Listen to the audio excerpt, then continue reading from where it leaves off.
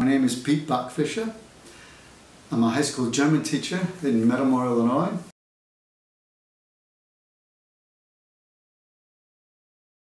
It's actually been, relative to people with big families, relatively, I have to say, mild.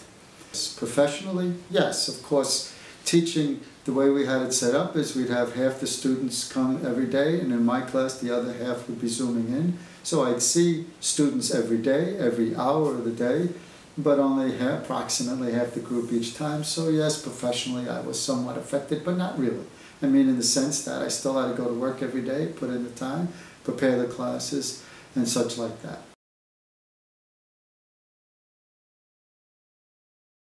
As far as remote learning is concerned, this has been, I think, I don't want to say it's been a disaster. It hasn't been a disaster.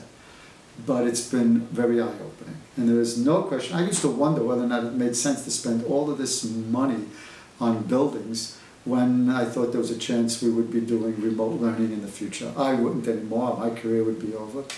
But I don't believe that for a second anymore. The students need to be in school. Last year, our graduation, I think it took place in July sometime, 2 months after the end of school. There was limited attendance, wasn't open to everybody. I don't even know what percent of the students actually attended it.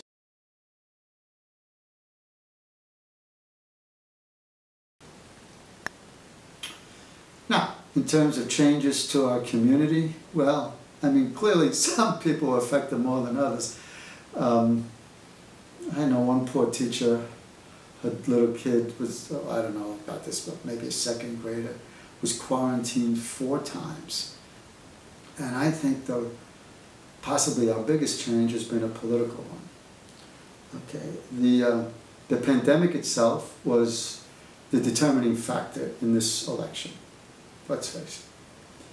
And this election presented us with the starkest choice, the biggest difference we have ever had in my lifetime. Far greater, I think, no, forget I think, far greater than Goldwater and Johnson in 1964. Way more was at stake, and the results of the election, I mean, the Trump changes were a train that was transforming America, okay, into something altogether new. And there was no reflecting on it. Is this anything where we want to go? It was just happening. And a lot of people were on the train, and a lot of people still are on the train. I mean, 75 million voters. I mean, this has not been a decided issue. But the election put a break on it. Biden described this as an election for the soul of America. Well, personally, I don't think that's hyperbole. I think that might be what was at stake. And currently, we're engaged in this great debate now. I'd say less about what we should do, although believe me, the political lines have been drawn, sides have been taken, exactly that, what we should do, next piece of legislation. But more importantly, it's about who we are and what we want to be. Will we make our choice? We will actually make our choice clear over the course of the next couple of elections. And hopefully we choose to be that shining city on the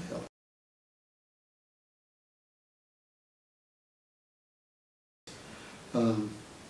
As far as my outlook on the future, I've been teaching for 48 years. I'm 70 years old. No matter what we do, there's only a few more years left before I have to retire.